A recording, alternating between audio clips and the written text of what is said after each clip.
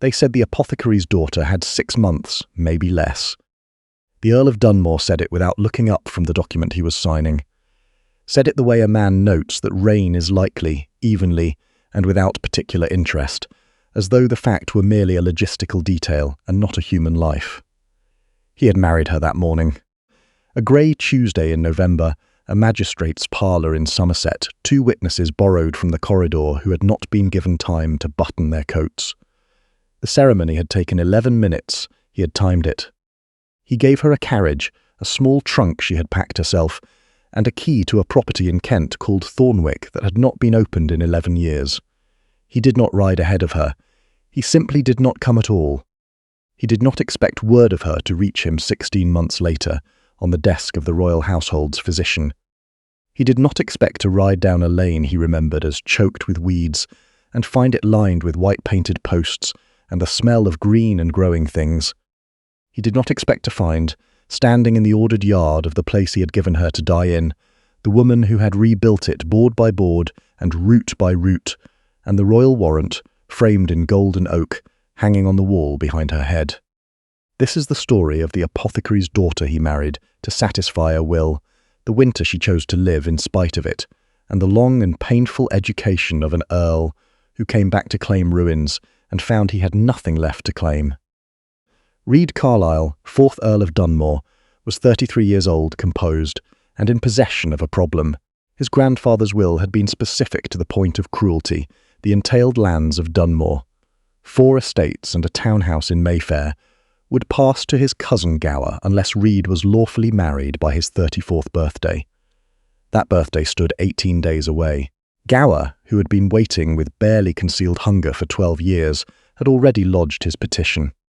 The solution had come from Reed's own solicitor, and it was not a noble one. Find a woman no one would miss. A woman without family, without money, without connections. Lawful marriage once achieved cannot be undone by widowhood, only by death before the wedding, or proof the union was never valid at all. Let her meet the condition, let nature take its course. The physician's letter had done the rest. Willa Frome, 26, daughter of the late Samuel Frome of Weston Combe, apothecary.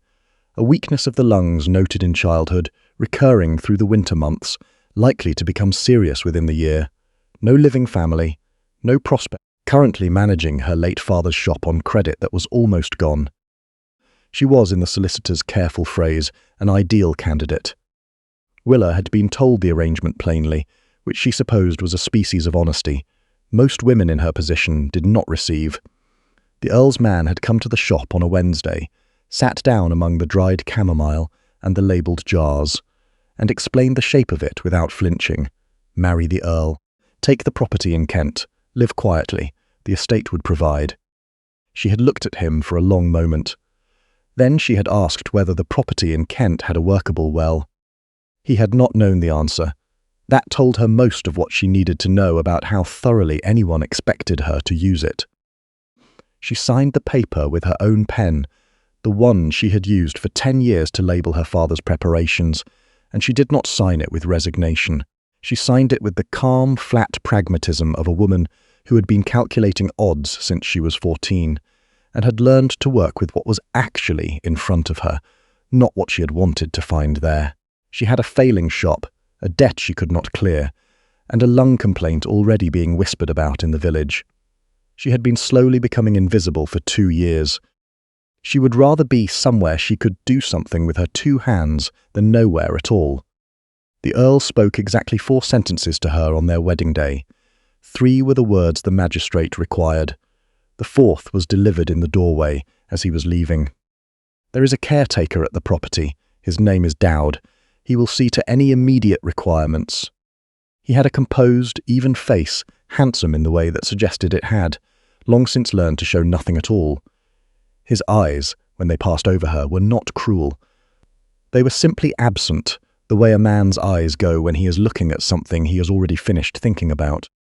She watched him get into his carriage and did not expect him to look back. He did not. Thornwick was not a house. It was a wound that had been given walls. The lane leading to it was so overgrown that the driver lost the ruts twice and had to be directed back by Willa, who had memorized the county map the night before out of habit. Her father had taught her that you do not walk into unfamiliar territory without knowing the shape of the ground. The gate, when they reached it, was rusted open, as though it had given up on the concept of closing. Beyond it, the walled garden that had once been Thornwick's entire purpose lay tangled and grey in the November light. The old stone walls standing but cracked, the beds within them colonised by weeds that had taken everything equally. The house itself was habitable, barely. Dowd was waiting on the step, a small, bow-backed man of 70 or more, with a face like old oak bark and eyes that had the watered-down look of someone who had spent a long time expecting nothing good and made his peace with the arrangement. He looked at Willa the way a man looks at a sparrow that has landed in an unexpected place. Not unkindly, but without particular faith that it would stay. "The roof holds in most of it," he said. "The east wing's damp, kitchen drawers." "Is there a well?" she said. "Good well, clean. Then we have something to work with."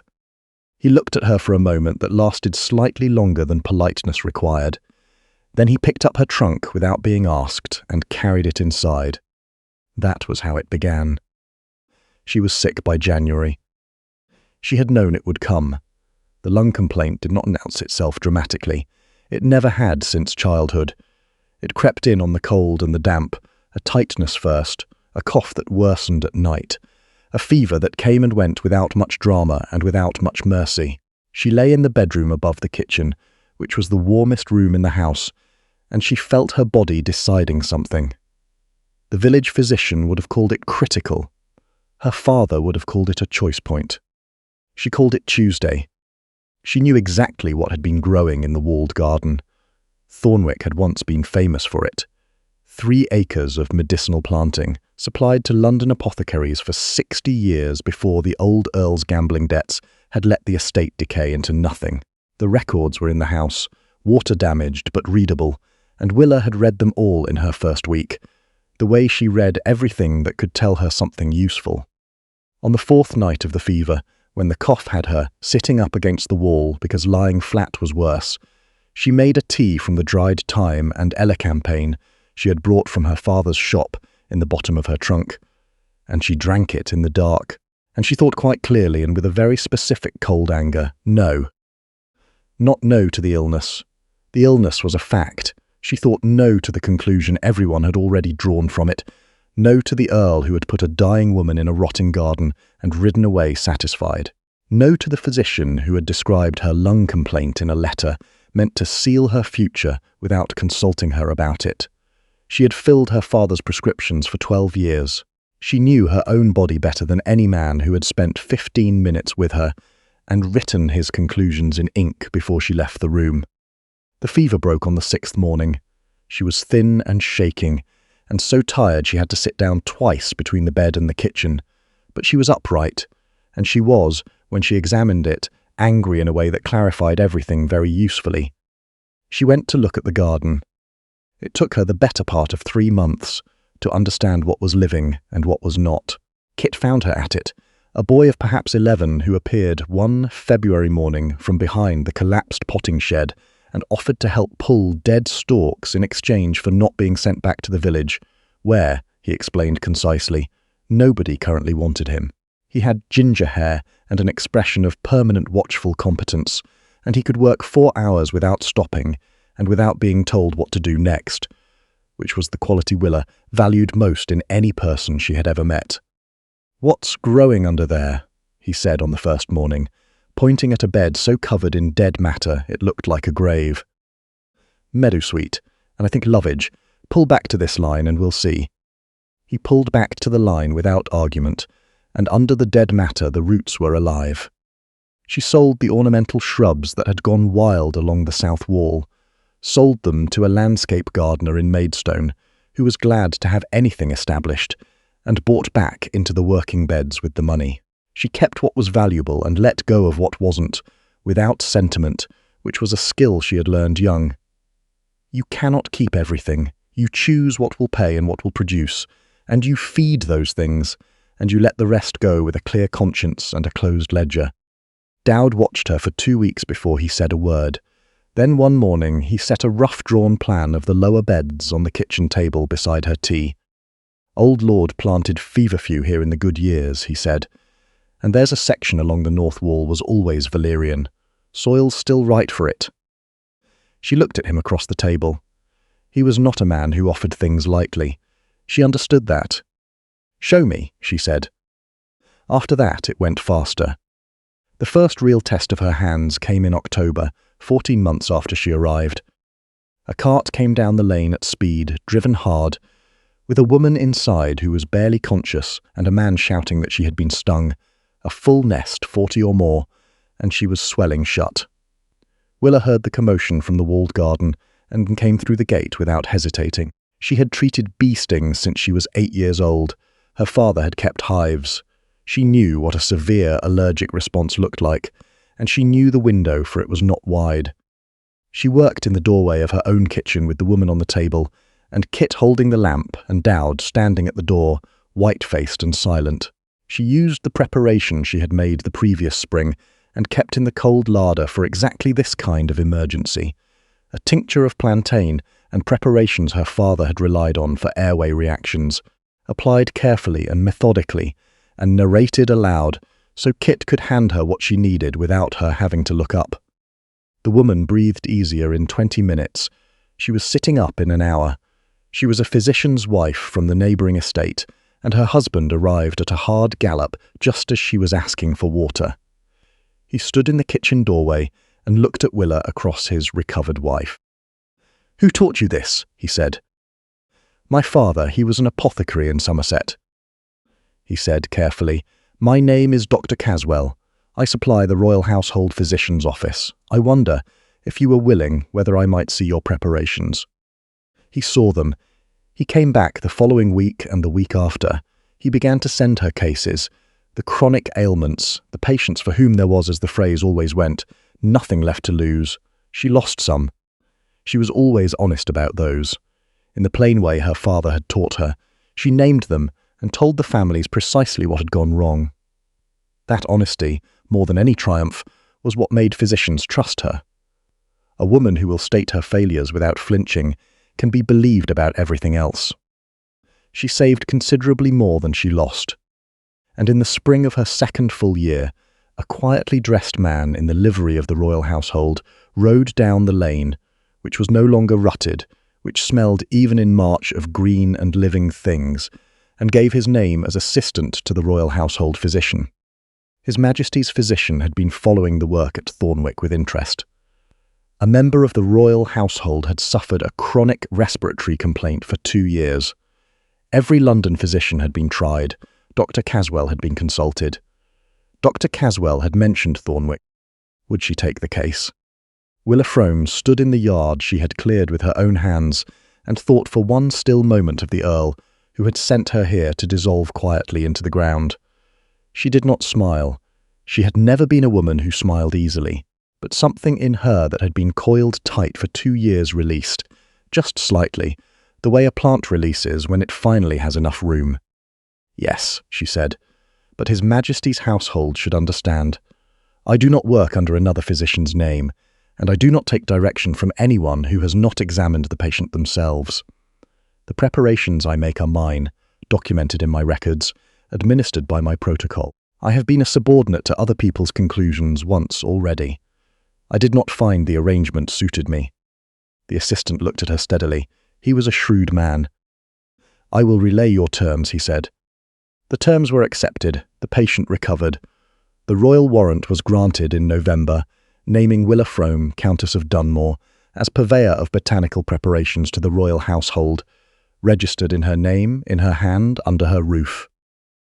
It was framed on the wall of her still room when Reed Carlyle rode down the lane to sell whatever the ruins would bring. He came alone. He had not expected to need anyone with him. He remembered the lane as impassable. He rode it now between rosemary standards, breathing in something that made the back of his throat feel unexpectedly clean. He remembered the gate as rusted. It stood level on new hinges. He remembered the house as a shell. The house had a working chimney, painted shutters, a kitchen garden along the south side, putting up the last of autumn's growth in neat and ordered rows.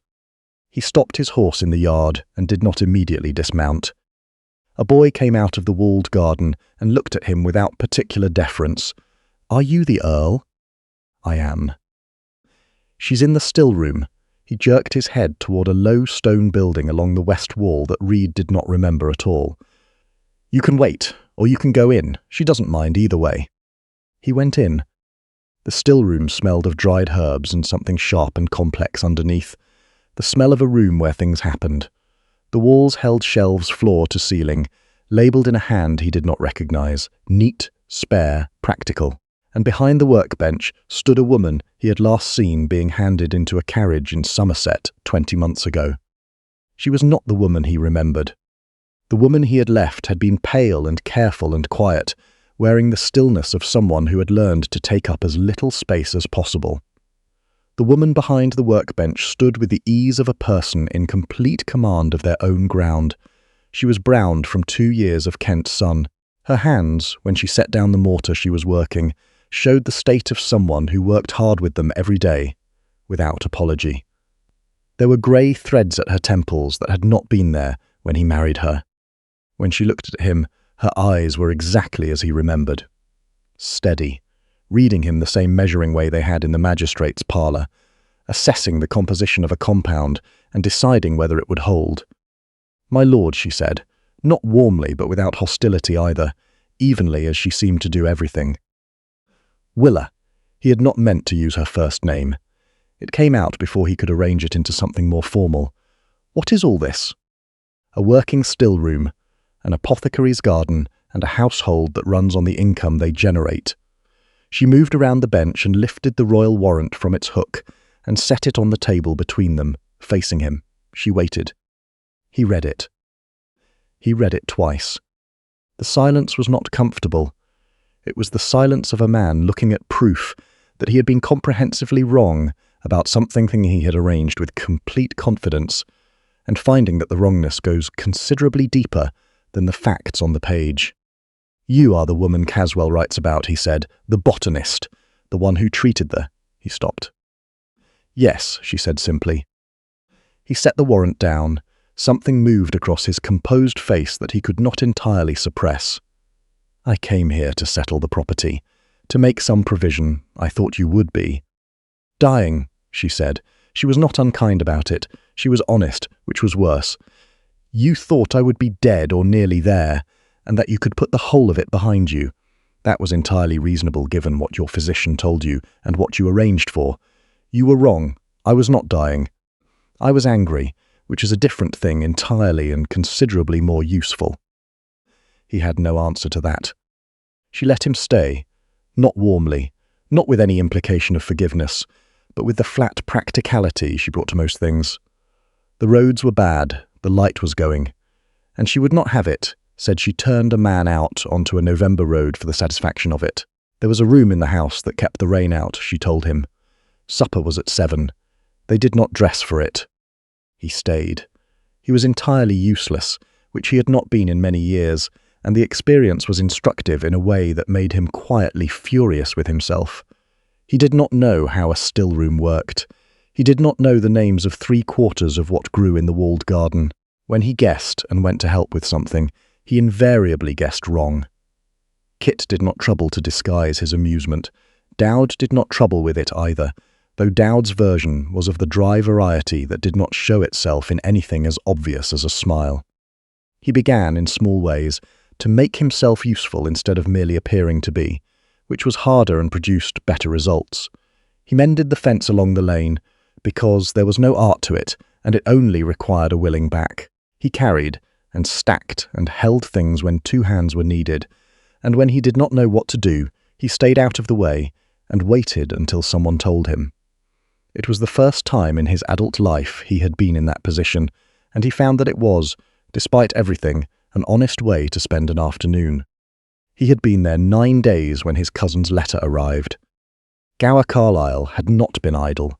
The annulment suit he had filed cited the same ground that had been cited in similar arrangements for as long as men had been making bad marriages for convenient reasons. The marriage was never consummated, never real, never anything but a legal fiction, and should be struck down as void. If it was void, Reed had never satisfied the terms of the will. If he had never satisfied the terms, the entailed lands had already passed to Gower, and with them, buried in the tangle of the old settlements, the title to Thornwick itself. Willa read the letter once and set it down. "He's right about most of it," she said. "He's right about the facts," Reed said. "He is wrong about what they amount to." She looked at him. "I arranged a marriage with the intention of letting you die in it," he said. His voice was controlled, but the control was effortful in a way it had not been 9 days ago. "I chose this place specifically because I was certain I would never have cause to visit it. That is all true. My cousin has stated it accurately. What he has not accounted for is that I intend to contest it." "On what grounds?" she said, "if everything he said is true?" He was quiet for a moment. "On the grounds that I am not willing to sign the paper that would make it all mean what he wants it to mean." He looked at the woman who had built a business and a reputation and a royal warrant out of the ruin he had handed her. "I was going to sell this place. I came here to dispose of something I considered worthless. I cannot tell you I am a different man than the one who did that. I cannot tell you that with honesty yet. I can only tell you what I am going to do, and let you decide what it amounts to." 3 days later, Gower's solicitors arrived with the deed for Reed's signature. They came to the house and found the yard assembled. Dowd and Kit, and the 2 girls who worked the still room, and Dr. Caswell, who had driven over when Reed's note reached him, and the assistant from the royal household, who happened to be visiting to discuss the spring supply. Reed read the paper in the yard in front of all of them. Then he folded it once, walked to the brazier that Kit had been tending against the morning chill, and put it in. He waited until it was ash, then he turned around. "There is no annulment," he said. He said it to Gower's solicitors, and then he turned and said it to Willa, who had come to stand at the still-room door with her hand flat on the frame. "There is no case to be made, because I will not make it. This is my wife. This is her property, rebuilt by her own knowledge and her own labour, operating under her own name, as it will continue to operate under her own name. I will state that, before the court, and before the royal household, and before anyone my cousin cares to bring to this yard and ask me. There is a marriage, and I have spent 11 days learning what I wasted 20 months not knowing, which is that everything in this yard worth the having is worth the having because she put it there." Gower's man began to say something. The royal household's assistant looked at him in a way that made the sentence stop forming. Willa had not moved from the still-room door. Reed crossed the yard. He stopped close enough that she would have to look up at him, and he did not make the speech he had been composing, because he understood by now that his speeches meant nothing to her and deserved to mean nothing. He had said very many polished words in his life and used them to do very ugly things. "I have been a coward," he said. "It came out without polish at all. And a cold man and wrong. I know those words cost nothing. I know you have no reason to believe them." "No," she said. "Then tell me what does cost something. Tell me what would." She looked at him for a long time. There was, behind her measuring eyes, something that had been guarded for a great while. He could see the shape of it, even if he could not see past it. He had put it there. He understood that. He did not look away. "Stay," she said. The word was quiet and entirely unadorned. "Not for the warrant, not for the entail, not because leaving would look badly in court. Stay because you choose it. That is the only currency I would believe, and I am telling you that plainly because I have spent my entire life being told things indirectly, and I find I have no patience left for it." He did not answer immediately, because the only answer she would believe was not a sentence. He went to talk to Dowd that afternoon about which work the estate most needed, how long the north wall had been leaking, whether the old propagating house could be salvaged, and he asked all of it the way a man asks about a place he is calculating how to stay in, not how to leave. The fear he did not speak of for a long time. It was Willa who named it, one evening, in February, when she found him standing in the still-room doorway, watching her work with the expression of a man, looking at something he wants very much to understand. "You came here because you were afraid," she said without turning around. She was measuring something into a jar. Not of me, of what I represented. Illness, dying things. He was quiet. "My mother," he said finally. "She was ill for a long time before she died. I was 8 years old. The house smelled of medicine for 3 years." He paused. "I chose this place partly because it would smell of medicine, because I could be certain it was the one property I would never have reason to enter." She turned around and looked at him with the same measuring steadiness she brought to everything. He found that being read that carefully was not, as he had always assumed, an exposure to be protected against. It was, against all his expectations, a relief. "That is the most honest thing you've said since you arrived," she said. "I know." She handed him the jar she had been filling. "Make yourself useful. These need to be labelled and put on the second shelf." He labelled them in his precise hand, while she went on with the next preparation. They worked side by side in the warm, still room through the rest of that evening, without much conversation, because there was for the first time in the months they had occupied the same house. Not much that needed to be said. He signed the deed of Thornwick over into her name in March, before a solicitor and 2 witnesses without being asked. He did not tell her he intended to do it. When she came back from the walled garden and found the signed document on the kitchen table, with Dowd and Kit and Dr. Caswell looking on, she stood very still in the doorway and read it through to the end. "You didn't have to do this," she said. "I know," he said. "That is precisely why I did it." She folded the deed and held it in both hands. She looked at him across the kitchen of the house that had been a wound with walls, and was now, improbably, something that felt like the opposite. "Read," she said, just his name without a title, the first time she had used it. "Yes," he said. "You burned Gower's paper in October, and you have been here every day since. That is 5 months." "Yes." "People don't stay," she said. "In my experience, they don't stay."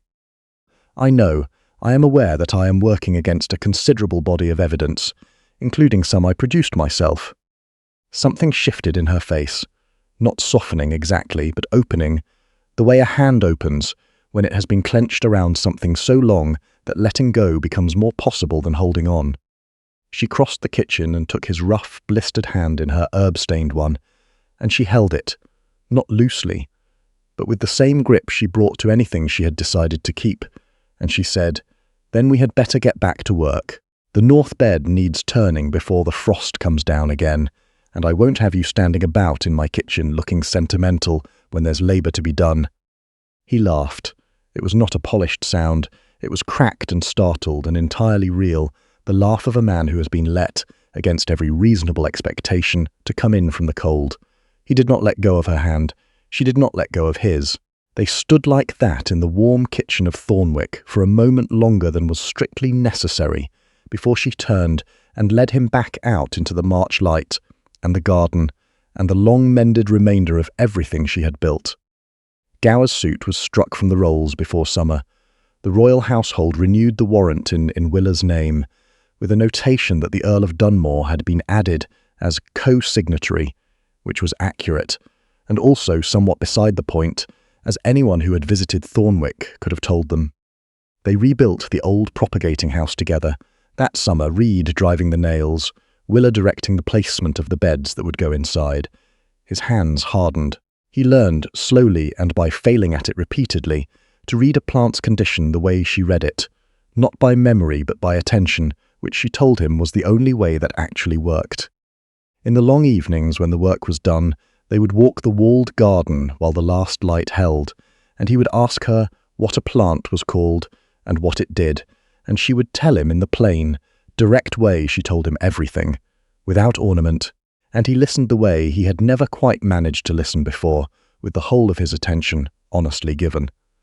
He had come down that lane to dispose of a property he considered worthless, and a woman he had fully expected to find in a quiet grave. He found, instead, a warrant from the king and a woman who had transformed the ruin he'd handed her into, something that would outlast them both. He did not sell it. He did not ride away from it. He called Thornwick his home, and he called Willa his wife.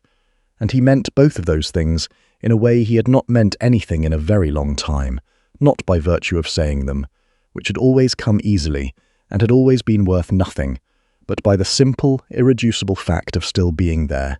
Still being there at first light when the garden needed work. Still being there when the day was done.